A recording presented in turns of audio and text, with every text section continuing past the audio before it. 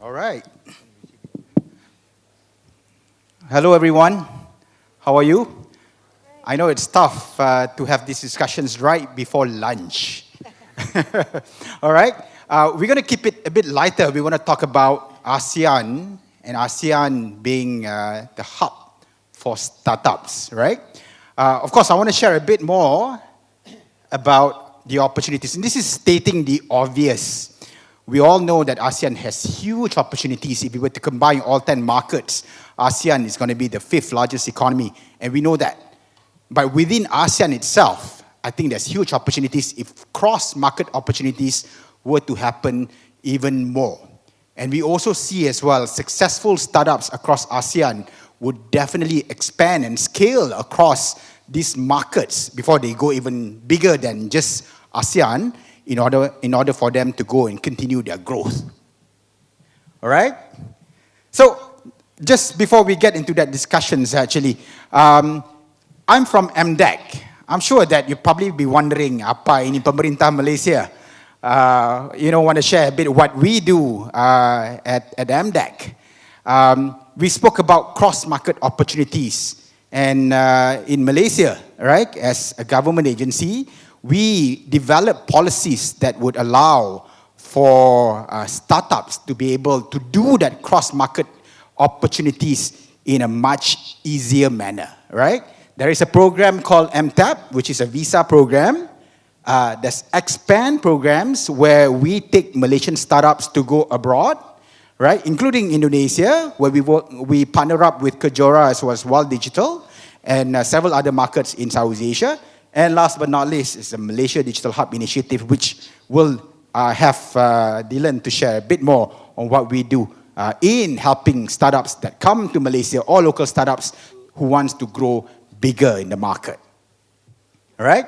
So I mentioned about our visa programs. Just want to highlight, these are two examples actually of Indonesian startups that have successfully entered and set up presence in Malaysia. We welcome Indonesian startups, global startups, any nationalities. In fact, Dylan is a recipient of this MTAP program. It is essentially a visa program to make you working in Malaysia and set up your presence legally, right? But I think it's important as well, in order for cross-market opportunities to take place, government needs to speak.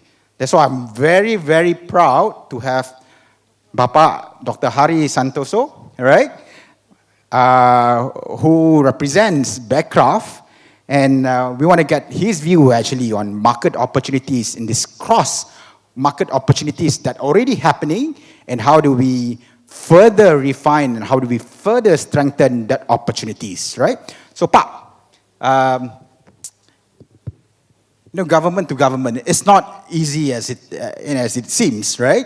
But you look at ASEAN as a large market, and Indonesia, it's a darling on its own. Everybody wants to come to Indonesia right now.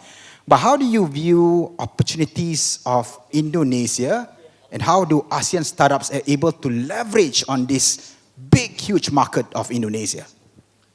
The main objectives would be, it should be a mutual benefit for Indonesia or other countries, startups who want to operate in here. So if there is a mutual benefit, and if we cannot provide Indonesia, I think we are very welcome for that, yeah.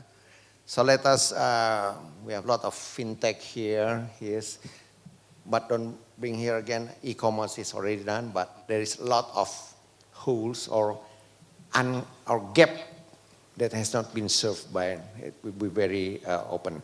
Like now, we are also now promote tourism. Should there be a startup from Thailand, Philippines, operate in Indonesia and bring the tourists them to Indonesia, that would be a good collaborations.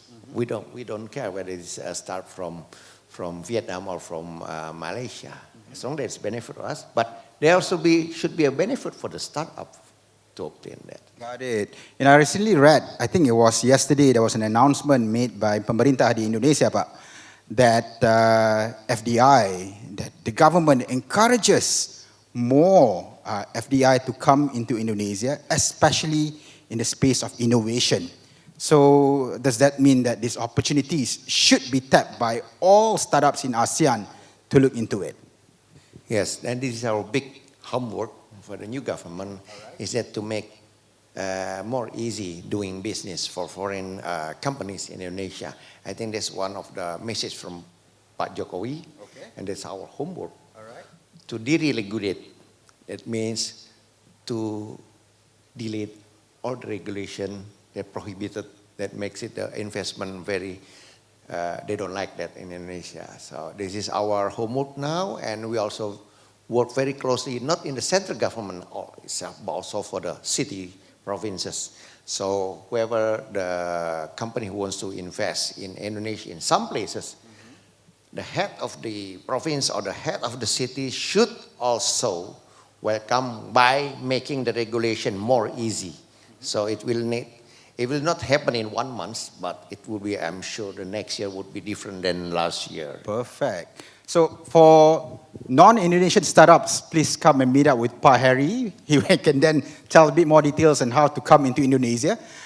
Another question part which is related to this. You know, there are lots of unicorns, and Indonesia is a unicorn darling, right? And an example, Traveloka, and I use Traveloka, and I'm in Malaysia, right? So your view, because I remembered about 4 years ago I was here and I spoke to a startup, and then their definitions of market, new market, was, enggak Pak, saya di Jakarta, I want to move to Bandung. That was their definitions 4 years ago. But now we started seeing all these Indonesian startups are going global as well.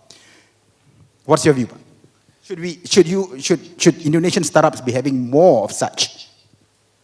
I think with this digital economy, the border is not a burden anymore. I think we should have more Indonesian startup goes global, like goes to Malaysia.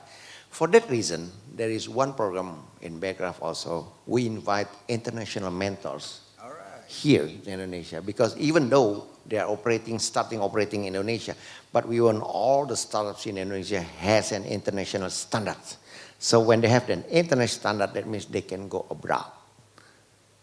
Don't try to dream to go abroad if you still maintain a low level of quality. So I said to them, make sure you're surrounded by good people, but international mentors and investors. Then you go. Got it. So from the very beginning, they need to have that high quality and global mindset. Thank you, Pari. Yeah? You know, I mentioned about startups from Malaysia getting into Indonesia. I think these are some examples, actually. We work very closely with Kejora, as well as Y Digital in Indonesia, that have helped not only to provide market opportunities, but also to market validate whether the solutions from these startups are suitable and ready for Indonesia's market. Yeah? All right. So, you know, switching from FDI into Indonesia, so in order for you to come to Malaysia, so for Indonesian startups or any other startups that are non-Malaysians who wants to come into Malaysia, I'm here. You can ask me questions as well. Right, we have an initiative called Malaysia Digital Hub. And essentially what it does is to provide intervention and support for startups that are getting into Malaysian market from start level, right? Getting a visa as an example, opening a bank account as an example, to speed up where they connect with industry experts through mentorships and other initiatives. And then later on, as they scale and get into the global level, right? So I mentioned earlier about it, about how startups, and a good example would be Dylan Disma himself. I got your last name right?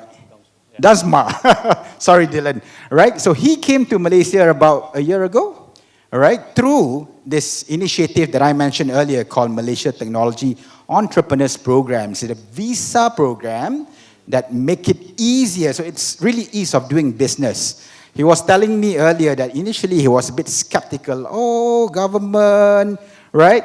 Because we promised for visa to be granted to him if he were to be providing with the right documentations within 4 weeks. And jadinya cuma 3 minggu, bukan 4 minggu, right? So he got his visa and has set up presence in Malaysia. That's how, we are providing interventions at startups level. And then it gets to speed up level in providing opportunities, connections to accelerators, to venture builders, to mentorships, and scaling up where they can take part into market access, expand. And expand is not just for Malaysian companies. As long as you have presence in Malaysia, then we will be able to assist you, right? Connections to funding as well as corporate opportunities, because that's crucial. Because when you get into a new market, you want to be able to tap onto customers. So we are working with our beloved MTAP recipient, right? I want him to share with you, right? At the end of the day, we are government. And there's still bureaucracies and red tapes, betul ya Pak Hari? Right? How would he be able to help us to maneuver that? So he came up to us and said that, hey, I am an MTAP recipient and I've gotten my visa within 3 weeks. But after that, it wasn't that easy, right? So Dylan, tell us a bit more of the experience and what you are doing in helping to make entering into this new market super easy. Right. So yes, exactly like he said. I got the visa, and initially I was skeptical, but they got it done in like 3-4 weeks. So I was like, wow, okay, that's a great start. After that, though, I ran into a lot of issues, like setting up a company took weeks and cost a lot of money. Like opening a bank account, they didn't really understand what was this MTAP visa about yet. And I was like thinking, maybe I should try and do my part. So we started Foundingbird, which is a digital company secretary. And basically it allows you to start your private limited, the Sendirian Berhad in Malaysia, in about 20 minutes digitally. So this is what we do to make sure that after people get into Malaysia and get their visa and through the government, which is a great program they have, that they actually can start up and set up their business with ease and digitally as well. So, from, say, of any of the startups here who's interested in looking into venturing into Malaysia's market, what they need to do is to get to foundingbird.com, and then what do they need to do? So basically, you go to our website, there's a big button that says Start Incorporating. A bot will start talking to you, and then you go through the flow automatically. So you fill out all the information on your directors and shareholders, do the payment online, and we use eKYC to verify the identity of all the shareholders and directors of your company, and use digital signatures to sign off the documents that of the data that you gave us to us, so that we can go and incorporate your business on your behalf. Through a licensed company secretary. So we then fill the information with SSM, which is the Malaysian Chamber of Commerce. And within 48 hours, your company is active for doing business. So I don't have to meet up with the company secretary at all? No. You can do it in your pajamas from home if you want. All right. So and after that, MDEC then provides some support, as I mentioned earlier, through these 3 stages, and you can visit www.malaysiadigitalhub.my in order for you to get more informations by joining the ecosystems in entering your data, where you're from, what level are you at, are you a startup, are you a venture capital, are you a venture builder, etc., etc., etc. Right? So maybe last word actually, Pak Hari, ASEAN, I wish that one day startups in ASEAN doesn't call themselves Philippine startup, Malaysian startup, Indonesian startups. I wish they could one day call themselves ASEAN startup, right? Because of the fact that of all these 10 countries, forming some form of solidarity, it will create a big impact to the world, right? What's your view on that? And I know that Indonesia should be in the leadership positions because of opportunities is plentiful in this beautiful market. I think ASEAN has not been from a year ago. It was since 1960 something, seven. There is one vision, one spirit that we've been working together. So let's make another movement in this digital area, showing to the world this is the startup digital of ASEAN that will go to the rest of the world. Doesn't matter where it comes, Indonesia, Philippines, Malaysia, Singapore. Maybe the founder can be from Indonesia, but the city came from Malaysia, and the CMO came from there, and the funding came from, and vice versa. The funding comes from, and let us bring this, and I would like to bring this to the ministry level, all right, the Ministry of Foreign Affairs, okay, and let's have them a summit for ASEAN and bring the startup Asian collaborations and make one initiative, and we should bring to the world. Thank you, Pari. We'll support you accordingly.